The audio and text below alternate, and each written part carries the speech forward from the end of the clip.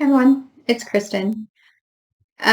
So one or two people said that they really liked my video I did on the Hellfire, the Marvel Legends Hellfire Club set that I have, and so I decided to do another video like that. Um, so this set that I believe is an Amazon exclusive. That's where I got it from anyway.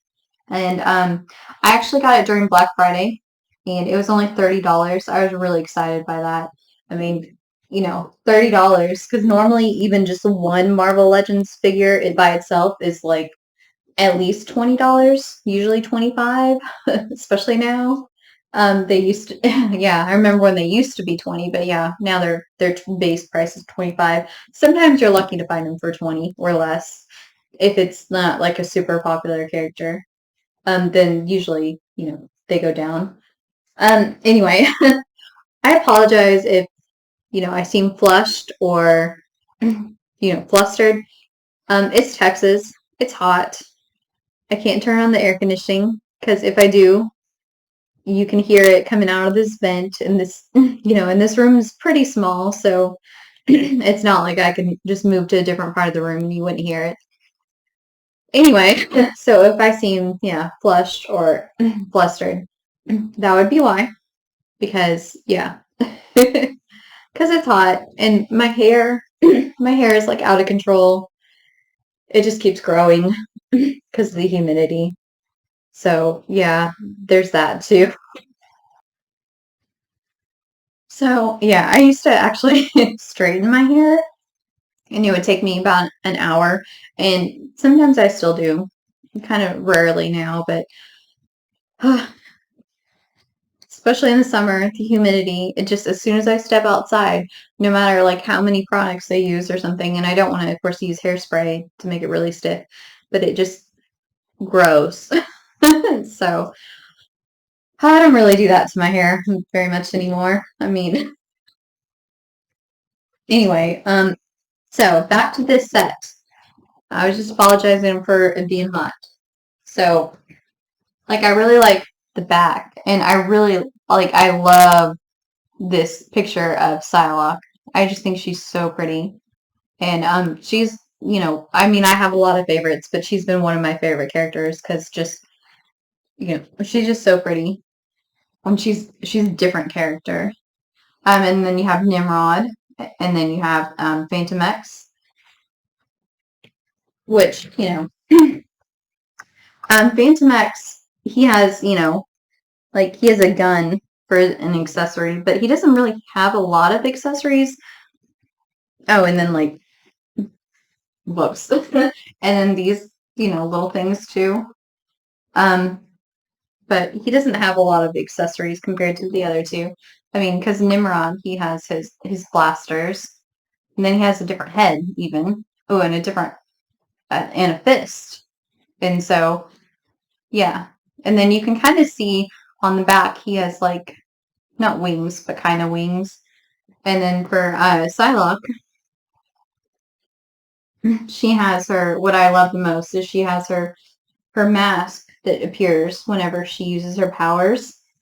And then she also has her blade and katana for when she uses, because of course, that's how she usually uses her powers.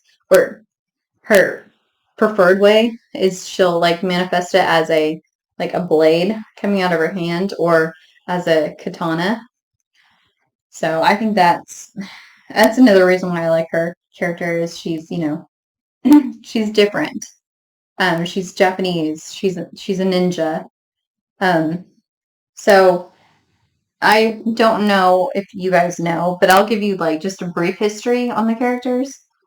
So like Fantomex, he's the newest character out of these three, and he is like a super soldier created from the Weapon Plus program, and he's designed to be like the next generation of like Sentinels and stuff. But of course, he doesn't want to be anyone's weapon, so he's trying to kind of basically destroy the Weapons Plus program. He has, you know, healing. he has a healing factor, which it seems like most Weapon X or Weapon Plus or whatever have the a healing factor of some type or like regeneration of some type. Which I guess makes sense because if you're a soldier and you just want them to keep fighting, it's important that they can keep fighting. He also has like a cybernetic mind. He has a connection to his ship, his vessel, which kind of makes me think of like a Cable and Greymalkin, his ship. Like they have a connection. He is a really skilled marksman and a hand-to-hand, combat fighter. Um, he at one point like he had three brains, and each brain had its own body. Like on accident, they like anytime like he dies or whatever, he can be re-downloaded in a new body formed or something like that. It's a little bit, just like all comics, it's a little bit complicated. Like I didn't understand all of it.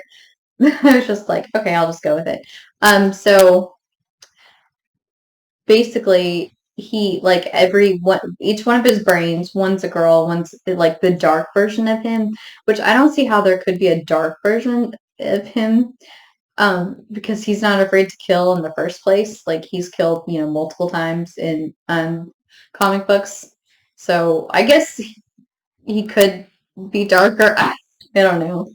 Um, yeah, he actually was like he grew up in virtual France, and so likes to he's not French, but he likes to pretend to be French, and he thinks like especially speaking French throws off bad guys and annoys them.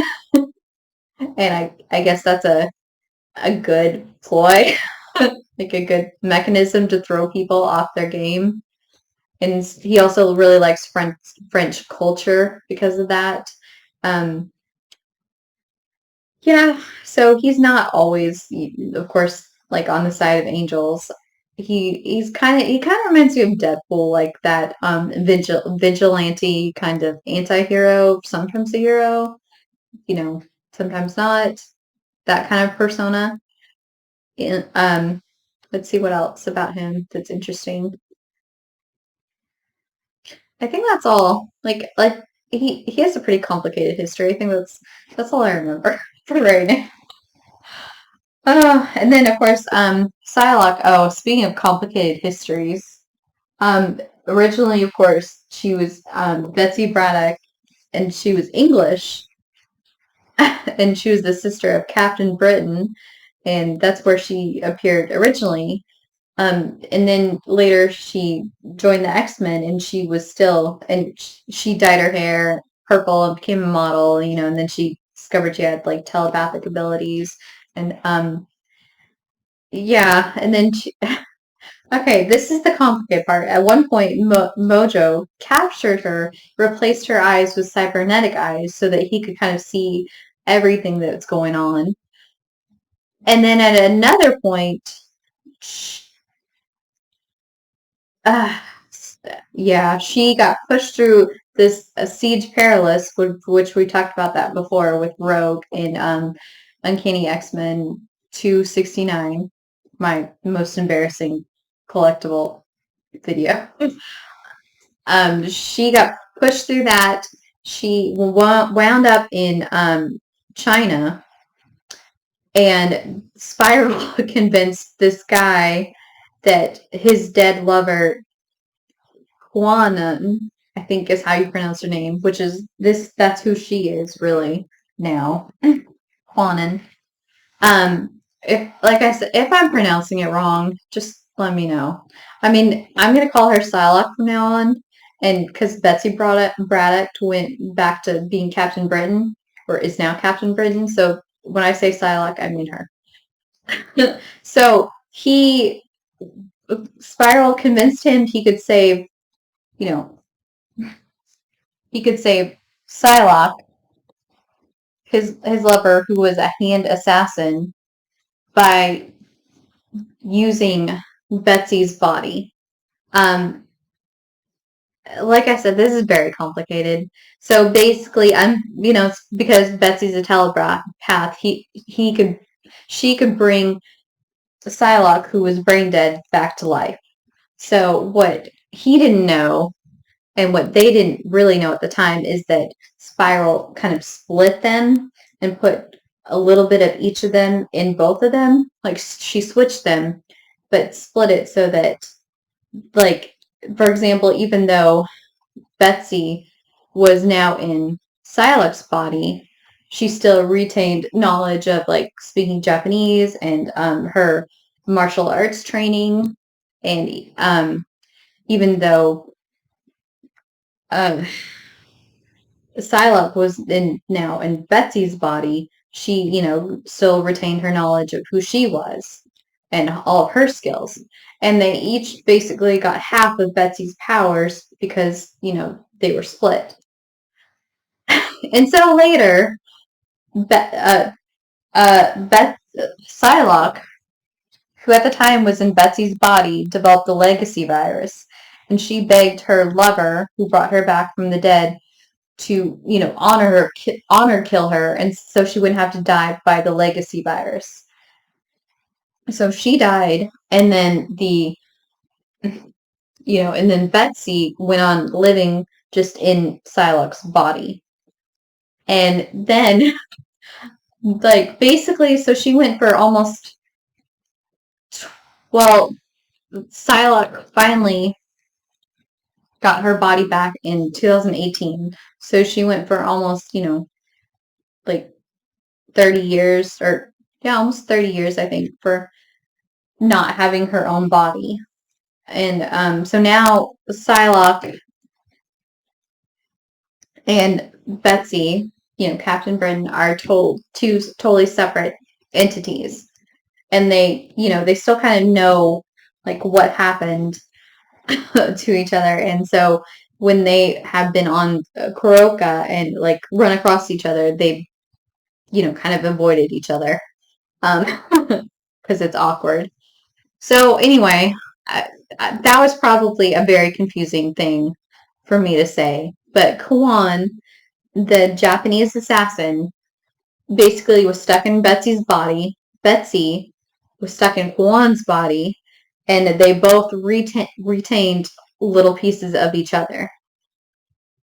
Like, they knew of each other's lives, but they were pretty sure that they were who they thought they were. Even though they were stuck in the wrong body. Hopefully that makes it simpler. I tried to make it as simple as I could, but it's very complicated. She has, like, one of the most complicated backstories in comics, I think. And it's hard to, yeah. But I love this figure. Like, I love this picture of her. She's just so pretty. And I love the figure. Even though it's not her traditional Psylocke costume, I still love this figure. I still think it looks really good. It looks like her. And I love, the accessories that they included with it. Because let's see, hold on a second. Okay. I just went and grabbed this off the shelf. So, I mean, this is my, this is Marvel Select. I grabbed it off the shelf so you can see the blank spot right there. So this, like, see, this is one of my other favorite Psylocke action figures. But of course, this was years ago, and you can tell that she's, much bigger than just a 6-inch action figure. So she could only interact with other Marvel Select action figures, which, of course, I don't think they make this line anymore. Like, I have a couple up there. You can see them, like Deadpool, Captain Marvel, like the original Captain Marvel, the guy Captain Marvel, and a couple of others. But yeah, see, she has the side blade, and she has a lot of fists. Like, I don't know why she has so many fists, though. And she has a different head with her mask, her mask face when she uses her powers. And she has, like, you see this thing in movies or TV shows where they're, like, hitting it and stuff.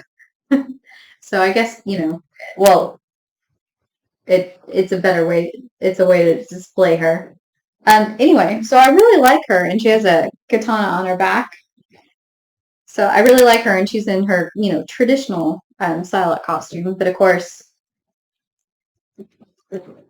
making these figures, this is the scale now. So, and like I said, I really like how they did this Psylocke figure, even though it's not, of course, the traditional costume that when you say Psylocke, you kind of know who it is. But it's still really cool. Like, I really like this figure. I really like the accessories they chose for her and everything. Okay, so in the middle we have Nimrod, and he has the traditional head, more traditional head over here, and then he has, he comes with that head. So interestingly enough, brief history about him. Um, his first appearance, I mean, he actually, was in the Days of the Future Past um, series. He wasn't really shown in the series, but that's where he's from. He's like a humanoid sentinel, like one of the first humanoid sentinels. And actually, let's see, his first appearance was, oh yeah, in Uncanny X-Men 191. And basically, honestly, the very last page is where he is, where he shows up. And like I said, you can see he has the traditional head, which is how he looks here. And basically, he sees this guy, like, alone by himself. And he's like, I see a human life is in danger. So he obliterates that guy. And this guy is still, his name's Jamie, is still confused, like, not sure what's going on. And so basically, Nimrod is like, query location, like he's talking to himself. And he's like, I know it's Earth, I know it's North America, I know it's Manhattan, but he knows this is where he's supposed to be. And he sees a human life threatened, and that's his primary programming is to protect human life. So he helps the guy up and imitates human speech and says, "Easy, fella, you'll be okay. Don't worry, you can't do it again." And he sees that, I'm pretty sure this is a Dazzler poster because you can see the two Z's, and it says "Muty die," and he says, so he's like, observation, anti-mutant sentiment exists in this society. Conclusion, if mutants exist, then true to my programming, I must seek them out and obliterate them. And he says Nimrod, meaning himself. So, and then his next first appearance is in Uncanny X-Men 193. Again, basically the very last page. And here he's taken on a more humanoid form. And so what he says basically is Jamie, the guy who saved, brought him home with him. It doesn't say like how that conversation came about, but I'm just assuming since he was so grateful that this guy saved his life, and he's kind of like, so do you have anywhere to go? Where do you live? He's like, well, Nimrod probably said, well, I don't know. I don't have a home. He's like, well, you should come home with me. Anyway, so his family, he's with his family. His one family member, it doesn't say brother, uncle, anything. It's talking about how mutants are a menace and they should be locked up. They should, all be, they're all bad. But Jamie counters and said, well, just because some of them are bad doesn't mean all of them are bad. Some people are bad, but that doesn't mean all people are bad. So he's defending mutants. And he's like, so if I was a mutant, we wouldn't be friends anymore. Oh, so I guess they're not family. They're just friends. Because that's how ignorant you sound, he says, basically. And he's like, well, I don't know, but, he's like, well, I don't know any mutants, but I know you and Tommy, his son. Um, and, basically, the guy says, well, your new house guest makes me really nervous. And Jamie says, well, Nimrod, he saved my life, that's good enough for me. So basically, Nimrod is trying to connect to his network, and he has gotten on Jamie's son's Thomas, his computer, and he's like, this is super primitive, like I can't believe they have this, but he is able to connect to the higher mainframe. And he basically is talking about how Rachel Summers escaped by shifting her physical being through time. And he's saying Hunter Entity Codex Nimrod, that means him. He tried to recreate her shifting herself through time. And so now he's ended up here, and he's not sure how he's not exactly sure where he is or how he got here, because he's like looking, at the data. This is different than what I know, meaning this world is similar to what I know, but it's not the world that I'm from. But his primary target, or his primary programming, is to defend humanity. And so, he hears a broadcast. It says, we interrupt this program for a special news bulletin. The supervillain Juggernaut has been sighted in the lower Manhattan. Police SWAT units are on alert, and the Avengers have been notified. Stay tuned for further details. And Nimrod says, this unit's duty is clear. Nimrod will locate and neutralize those anomalies labeled as outlaws. The Juggernaut and the Uncanny X-Men, they will be terminated.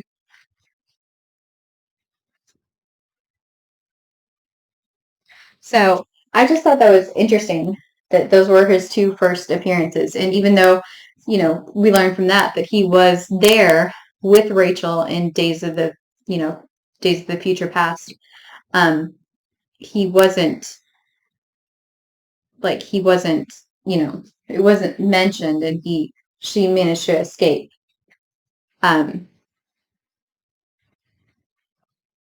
So yeah, I just thought this was a really cool set. And like I said, I got it on Amazon, and I got it on sale for like $30. So you never know. You might, if there's something you want, you might just, want to check there occasionally, and because you never know, it might be there. So I hope you enjoyed this video, and I hope you enjoy me for future videos. Until next time, bye.